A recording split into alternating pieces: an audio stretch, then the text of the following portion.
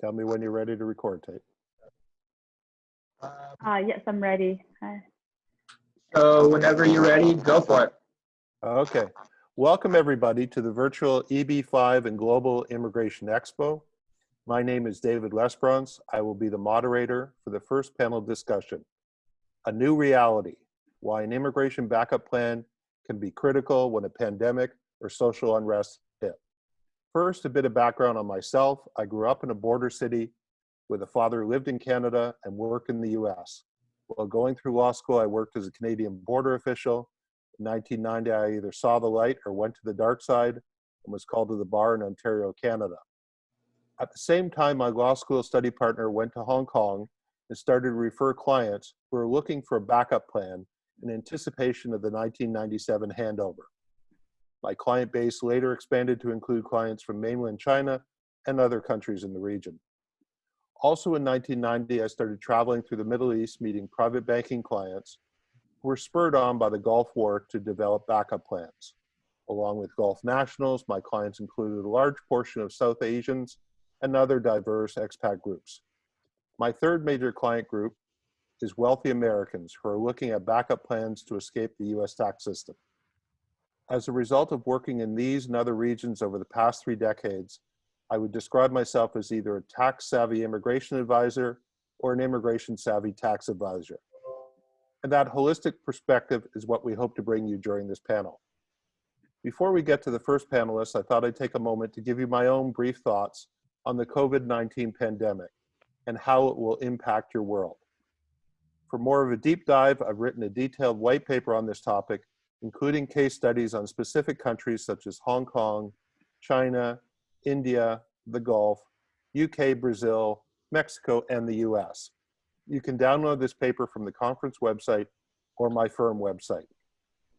Now, the first thing I want to say is that the pandemic is not the apocalypse. In other words, it is not the end of humankind. Rather, it is a profound event like 9/11 or computerization 1 o'clock. or the Black Death. This pandemic will have a significant long-term impact on geopolitics, international and domestic economies, society, and your family's lives. Like the sun coming up in the morning, there is nothing that we can do to stop the event from occurring. However, we do have complete control over our reaction to the event. Some will curse the sun, some will vote for opportunistic politicians who will vow to stop the sun from rising, some will put on suntan lotion and seek shade, and some will make solar panels. Individuals or families who have sufficient wealth to consider a residence or citizenship by investment will want to do what all humans naturally want to do. They will want to take all the steps within their means to protect themselves and their families. There is nothing wrong with this, but those who do not have these financial resources will resent you. Another threat is governments, which will see the pandemic as a unique opportunity to exert further control over their most valuable citizens. This can take the form of increased taxation, social credit scores, or increasing the ease of tracking and seizing money through national cryptocurrencies. With these two threats combined, the cost of failure is life-changing. That is why prudent families are taking steps now to protect themselves against the predictable near future. However, rather than the piecemeal, siloed approach of the past, the key to success in integrating your family's well-being and wealth will be to look at all threats and goals and develop an integrated backup plan. This means selecting a given residence or citizenship by investment in the context of a complete backup plan, which also looks at second home, tax, processing times, lifestyle, stability, rule of law, and a government's ability to deal adequately with future profound events such as a pandemic or natural disaster. With that framework established, I will now turn to our panelists who will look at various residence and citizenship by investment programs that you may consider for your backup. Our first panelist is Ms. Caitlin Siang. In 2017, Caitlin joined the Cypriot-based Karatania Homes, one of the largest, thank you, one of the largest groups involved in the Cypriot Citizenship by Investment program, She is currently in charge of the sales team for Southern China. Prior to working for them, she studied accounting in Canada and worked as an accountant in Vancouver. Today, she will describe the recent measures taken by the Cypriot government in response to COVID-19. She'll also look at the longer-term outlook on Cypriot citizenship by investment, and we'll look at how Cyprus can fill several roles in your more holistic backup plan. Finally, she'll also give her views on the pandemic's challenges on the property development industry. Caitlin? Thank you. Thank you, Andy. Hi, everyone. Thanks. I'm glad to be here. First of all, I think I couldn't emphasize more on the importance of having a dual citizenship, especially when we are facing a pandemic right now. In my view, a dual citizenship, first of all, it offers a freedom of movement. And this is not just the kind of freedom to move from city to city, but to country, and even from continent to continent. Take the Cyprus passport, for example. You can live, study, and work in any EU countries, and let alone the 173 countries that you can visit without having to have a visa. Recently, we actually have a client who literally flew from China to UK when the pandemic first hit Wuhan.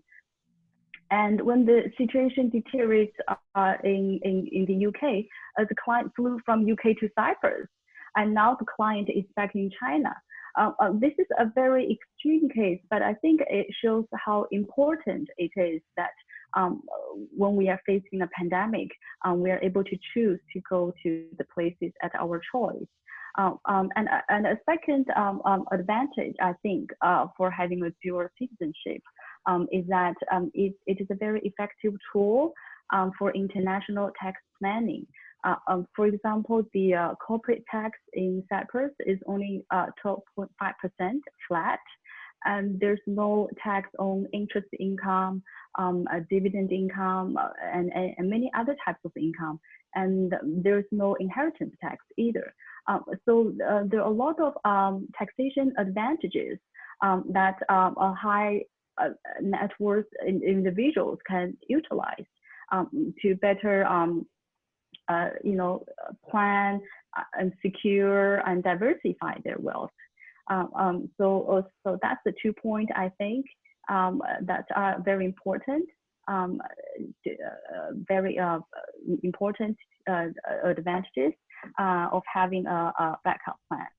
And also, I'd like to mention a little bit of the responses the Cyprus government has taken so far in response to this pandemic. The first case was actually confirmed on March 9th in Cyprus. And within 1 week, the country decided to close its border.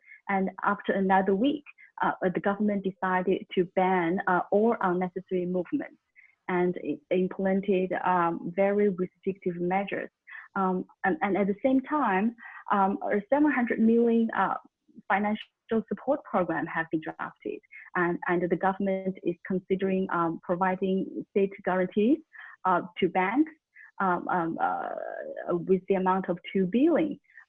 So the Cyprus government has really done a tremendous job in terms of curbing the spread of this virus, and as well as helping individuals and business who have been affected. So eventually, in my view, I think how each government has done in response to this COVID-19 situation will probably become a very important factor for those who are considering obtaining a second citizenship. Also, I'd like to talk a little bit about the impact on the Cyprus investment program. Right now, there hasn't been any changes on the program itself. So all the application criteria remain the same. And but the Cyprus government has shown quite a lot of flexibility, and they've already loosened up some requirements for application. For example, right now, if you don't have a valid Schengen visa, you can submit all the other documents first. So this does not mean it is not a requirement to have a valid Schengen visa. It only means that you can submit it later once you are granted one. And a second change is that prior to this pandemic, the applicants have to go to Cyprus in person first and have their fingerprints collected before they can submit their application. But right now, because the country is in lockdown, so you can submit all your documents first and have your biometric information collected later. So what the applicants can do is that they can go to the Cyprus embassy in their local country, in their country, and sign all the documents in front of a diplomat, and then mail it to the lawyer in Cyprus, and then he or she can take it over from there. And just last month, we actually had a client who purchased one of our properties directly from China. And all the documents, all the paperwork have been done there. And the client hasn't even been to Cyprus yet. So this is really unprecedented, but it's also a very encouraging news because now we know that it's still possible to push forward this program under this very difficult time. So there hasn't been any changes on the CIP program itself yet. And we're mainly focusing on exploring new ways to help facilitate the program itself. On the outlook of the program, I believe the Cyprus government will continue to welcome high net worth individuals to come here and invest. So the last topic I would like to discuss a little bit is about the challenges and some changes that we may facing as a property development industry.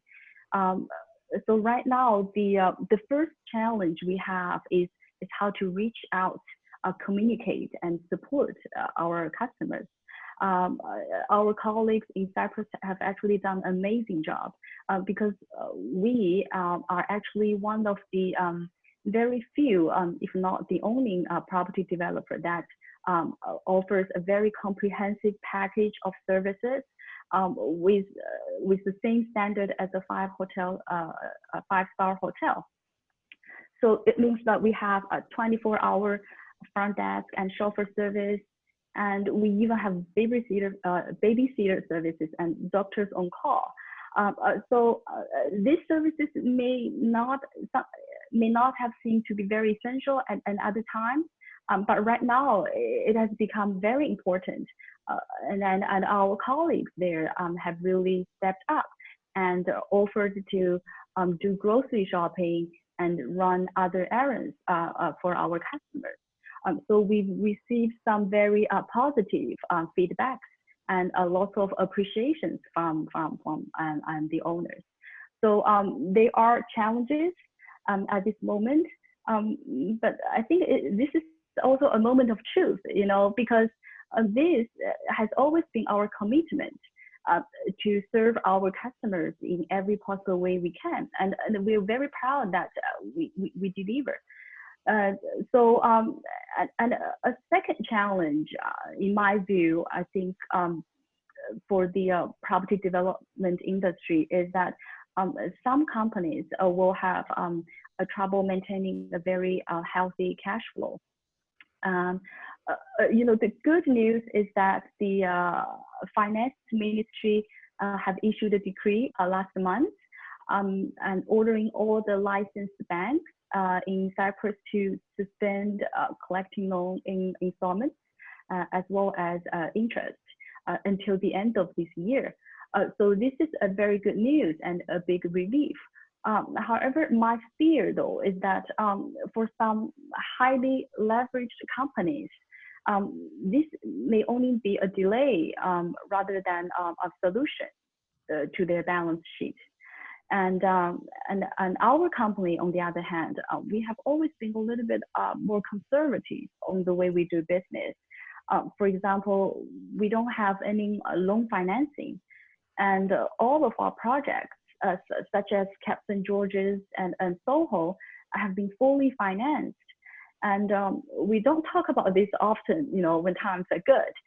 But right now, we feel it's very important to deliver this message to our clients and our partners, that we're very well prepared in a situation like this.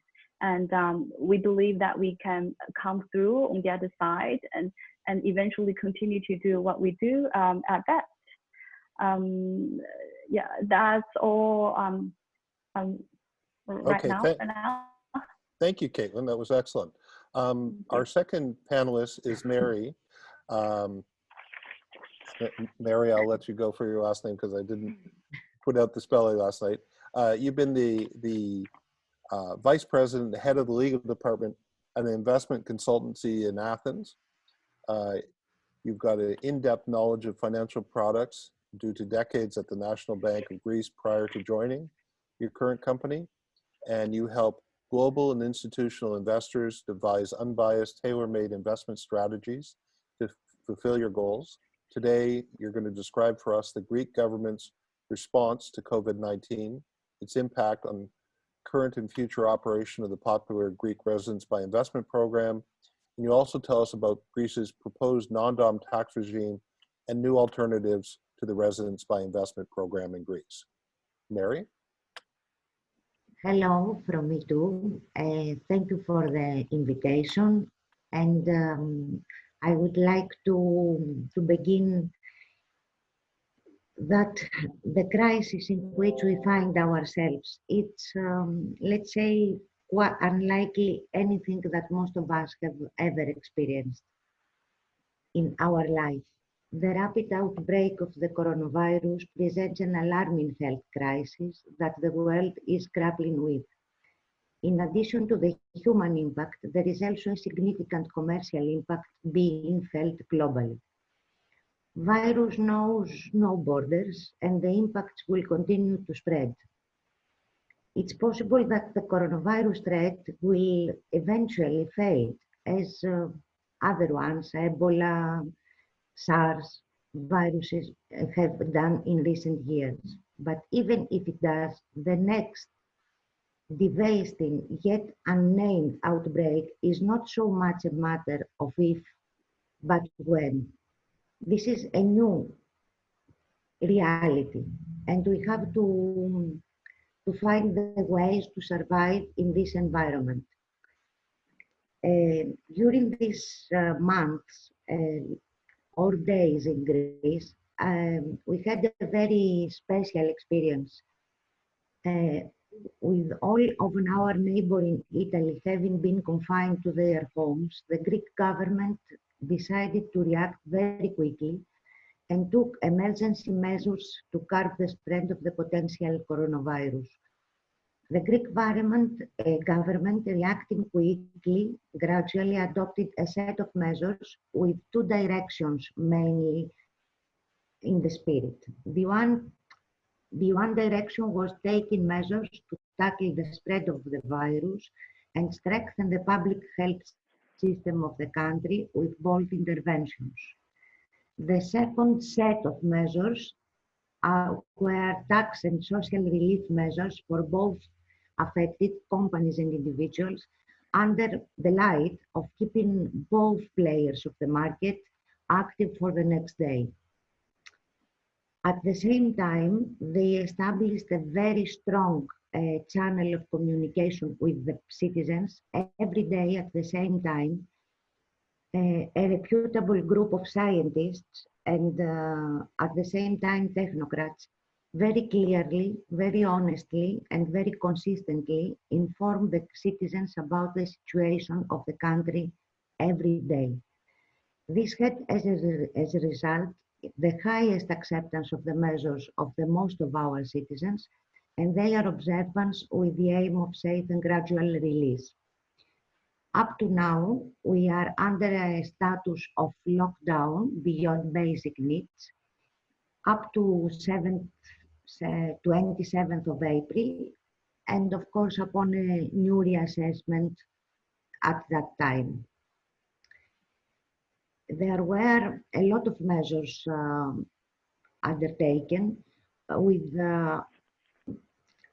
I will comment some of them: suspension of tax and social security contributions for businesses, businesses financing, income subsidy for employees or self-employed and individual businesses, an additional 1.8 billion will be allocated through European Investment Fund, reduction of VAT for specific products, intervention in the real estate market for businesses and individuals which are affected due to coronavirus, suspension of new property values for 1 year later. Also, specific bank measures were undertaken in cooperation with the banks and law administrations.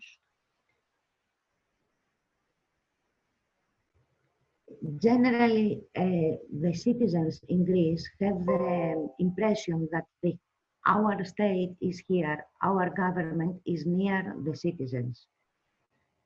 And at the same time, everybody is looking forward for the next day. What will be done after all this will become, let's say, normal.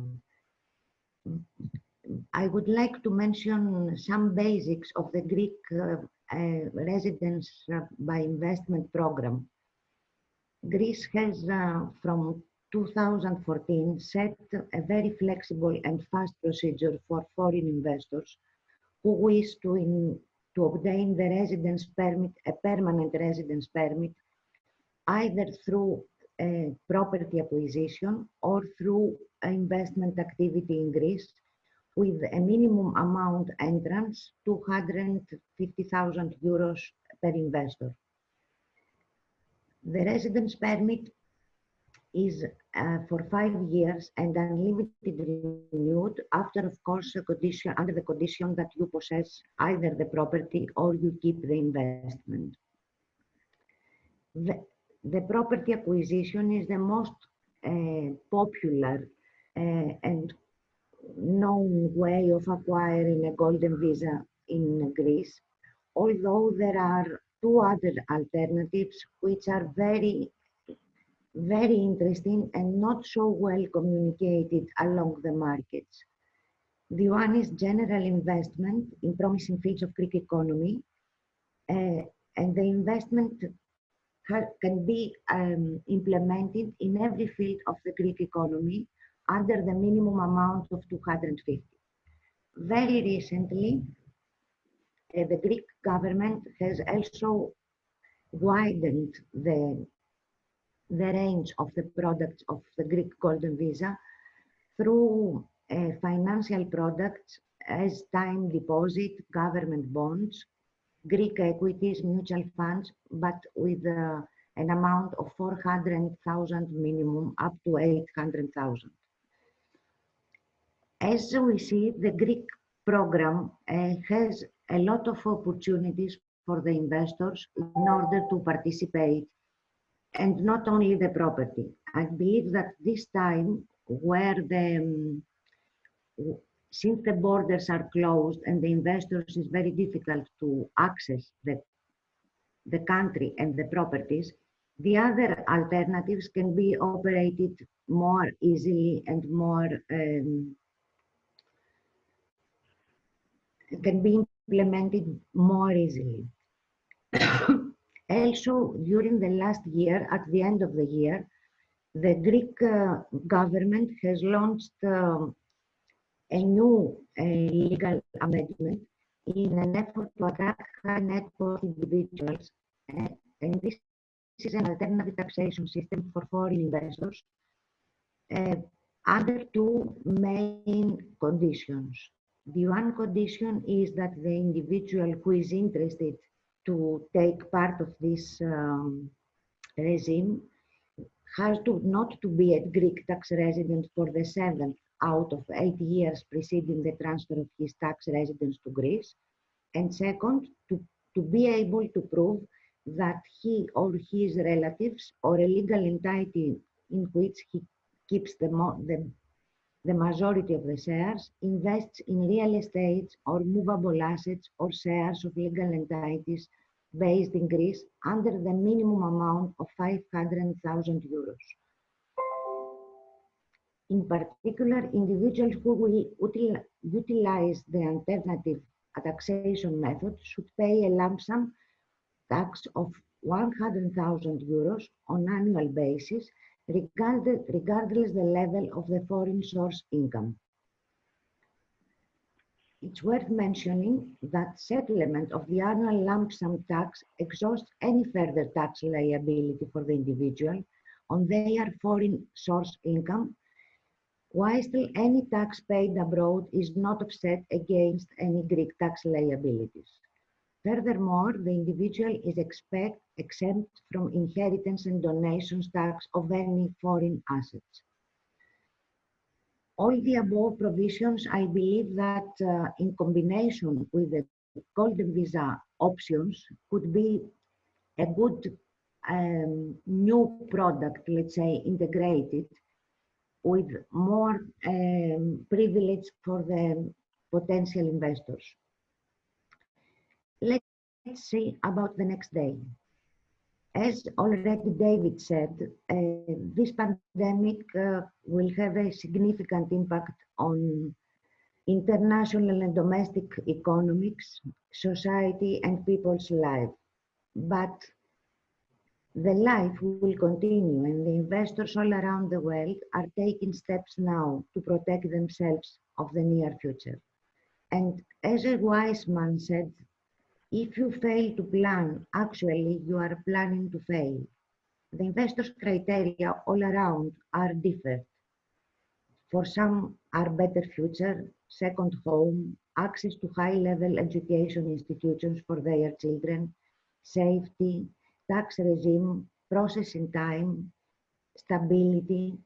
But now, under these force majeure conditions, another factor was added as critical one: the government's ability to adequately deal with future profound events and such as a pandemic.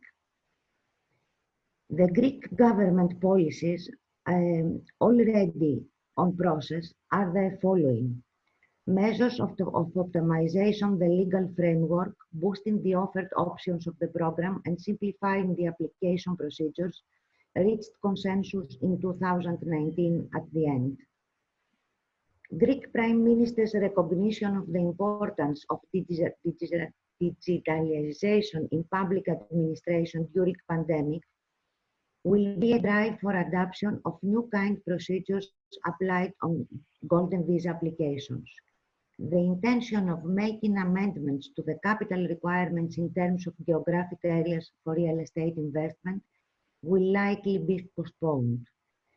New integrated products, including tax benefits or facing the above requirements, are under further discussion and consideration. So, following the possible scenarios of the next day, we have three possible scenarios according to our estimation. The one is the demand remains the same. The second one, which is very optimistic, of course, demand goes up. And the third one is demand on hold.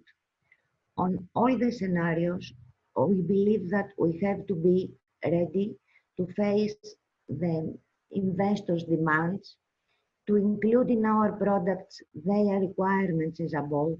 And I would like to close with something that I read today in an article. The main idea in such an uncertain environment is what exactly he's written.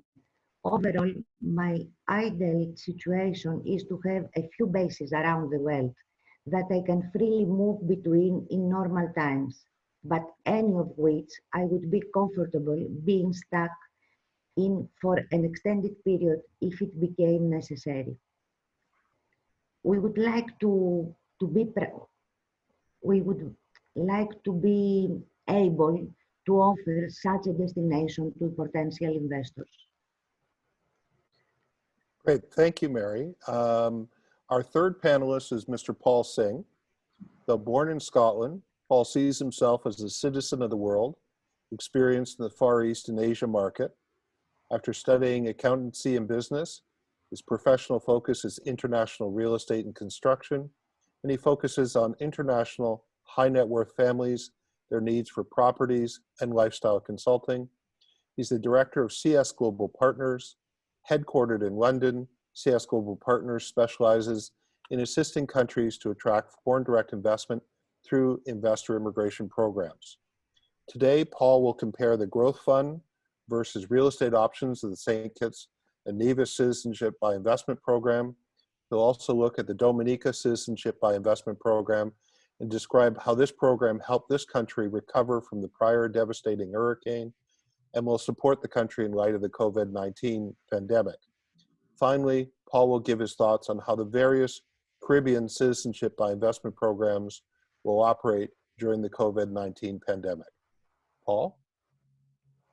David, thank you. Good evening to some, and of course, good morning to some also. Thank you for that, of course. The Sustainable Growth Fund in St. Kitts and Nevis, St. Kitts and Nevis being the oldest CBI jurisdiction in the world.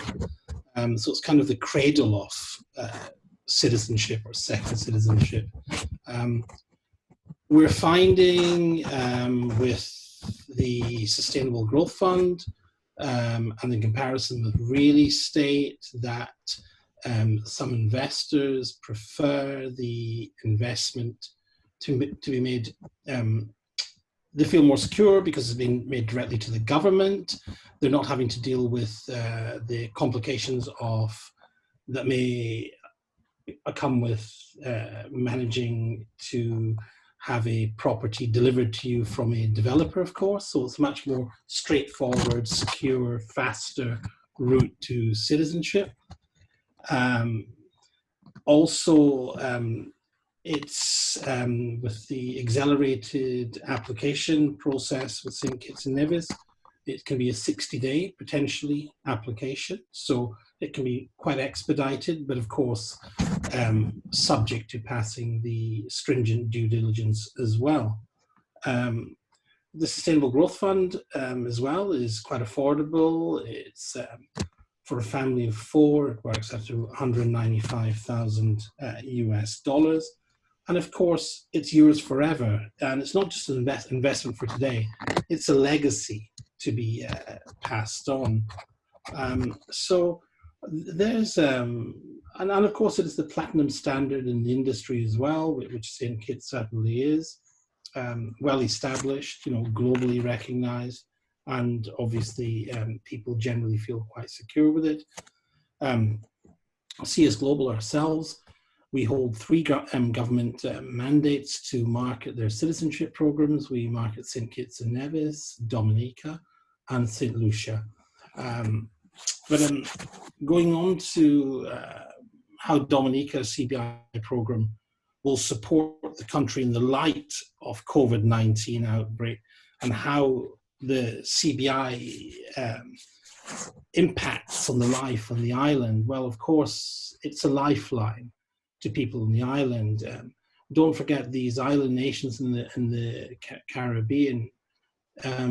Life can be quite fragile. They're at the forefront of climate change, subject to hurricanes, warming seas. So, of course, they certainly have their challenges. Economically, they're vulnerable because they're small economies as well. So CBI is of huge, huge importance to an island like Dominica, of course. After Storm Irma, and then after Hurricane Maria completely devastated the island. It was 90% of the buildings were destroyed, infrastructure was destroyed. So, of course, CBI funds were of paramount importance to rebuild this nation. The people, of course, of the island are very resilient people, and full of optimism as well. So the island has had a remarkable turnaround. They've had eco resorts built in the island, so it's becoming a very, very strong ecotourism destination, and a lot of employment created through this. So and of course, there's other people being employed because of that. So when you get eco resorts and that, then you've got people who are fishermen and agricultural workers as well. So you're creating a lot of employment on the island. The CBI funds were audited by PwC in 2019. Dominica, of course, are developing, usually in areas of healthcare. For example, the government announced the construction of a new climate-resilient smart hospital in the community of Marigot. The modernized hospital wing was open with support from the Chinese government. This is taking an essential role in the battle against COVID-19 as well. There is, of course, other projects which are funded through CBI. There's a housing project where a lot of houses have been built and handed over. Quite a large number of houses, in fact, have been handed over, which are climate resilient houses to the people of Dominica. So all in all, CBI, it is actually a lifeline to Dominica.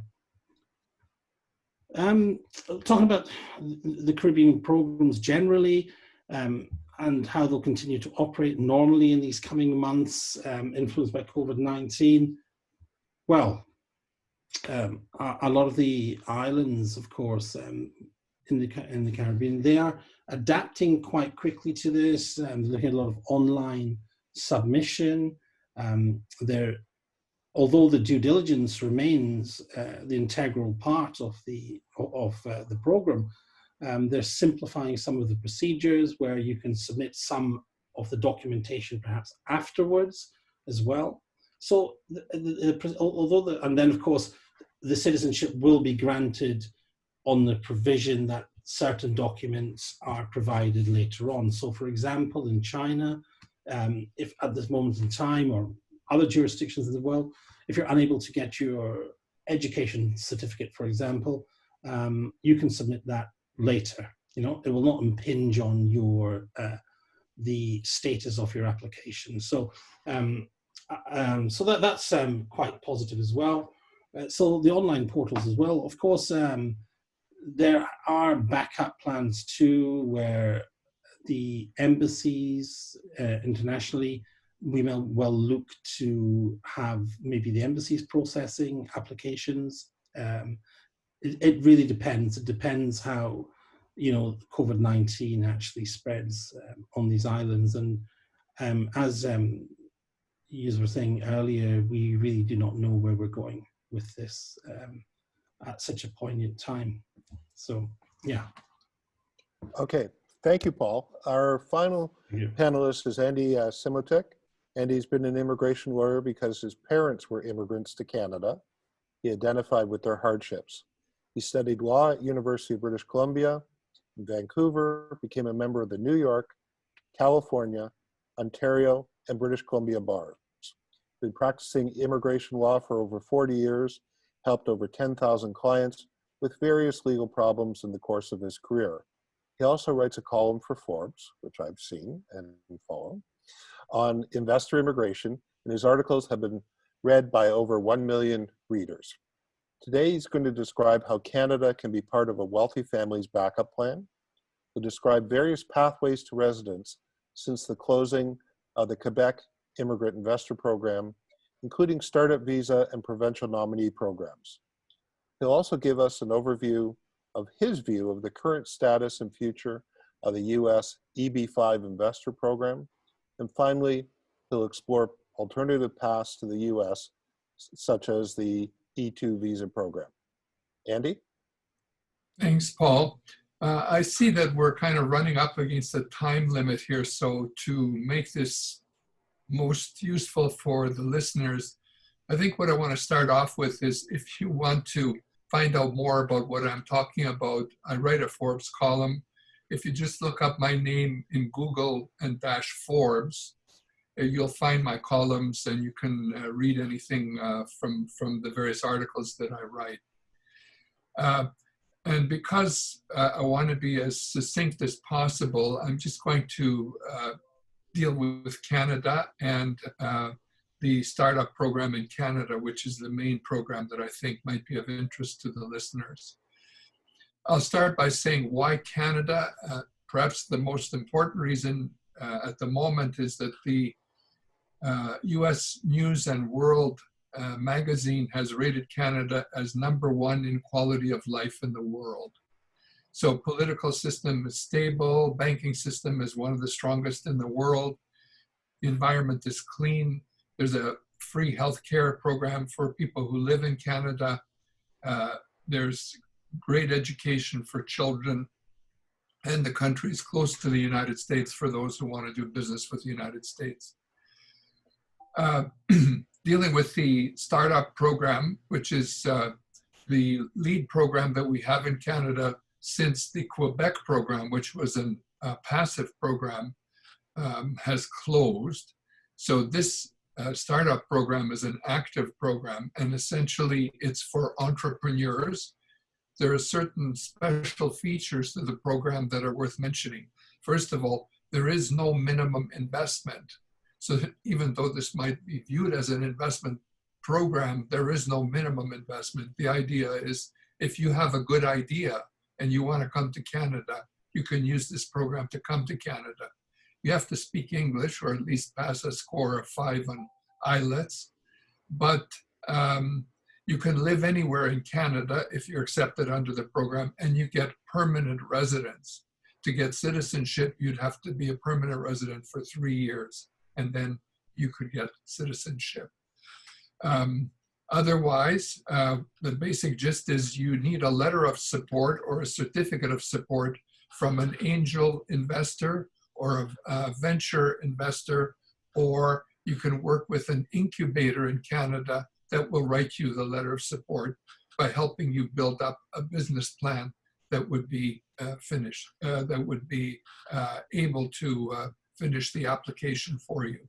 So in essence, what this is it's a program to help you as an investor, entrepreneur, to come to Canada to write up a business plan about an idea that you have that you're going to implement in Canada. And the idea behind this program is that you find a partner like the incubator to work with. You give them the idea. They work with you for a period of about 4 to 6 months to develop your idea into a proper business plan. And once you have the business plan, they write the letter of support, give you this certificate or letter of support, which you can use in order to apply for permanent residence. The actual application takes about 18 months to process. So at the end of 18 months, you become a permanent resident. In the interim, you can apply for a temporary work permit to pursue the business idea that you've developed with the incubator or with the angel investor or the venture fund. So that's the essence of the program. There are some small things like you need settlement funds to land in the country, and there's a cost, obviously, of getting the incubator or the angel investor or venture fund to work with you. You have to pay that cost. So in a sense, there is that investment, but you're really investing in your own business that you're going to be starting in Canada. You incorporate in Canada, you have to do the project in Canada. And so you're going short-term work permit to ultimate permanent residence, and then 3 years citizenship, which can be dual citizenship for those countries that allow dual citizenship. That's basically it. And I think we're probably almost out of time. So I'm going to stop there. Okay, thank you, Andy. Just as a final point, I'd like each panelist to give the audience 1 or 2 key points to keep in mind when thinking about their backup plan. Caitlin? Yes. What I would like to emphasize is that through all the actions that has taken by the Cyprus government, in regards to the pandemic, I'm very confident to say that the Cyprus government is very committed to protect the public health of its citizens, as well as providing providing the safety net for its citizenship. And also, the crime rate in Cyprus has been very, very low in Europe, and it has like really beautiful weather and beautiful sea views. So it's a very beautiful place to be live as well. So I hope regardless you're planning to move there or not, come to Cyprus and enjoy the view and the place. Thank you, Caitlin. Mary? I would like to say that what is something that is our motto: invest in the right place, in the right time, and of course with the right partner. But I believe that Greece at that time is the right place for Great. every investor. Thank you, Mary. Paul?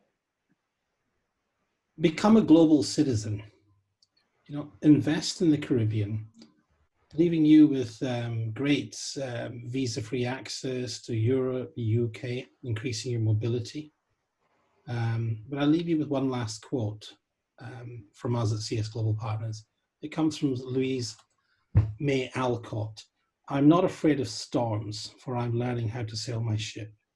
So please do all take care, and thank you very much. Thank you. And Andy? Two thoughts about what's going on, lessons we've learned from COVID-19.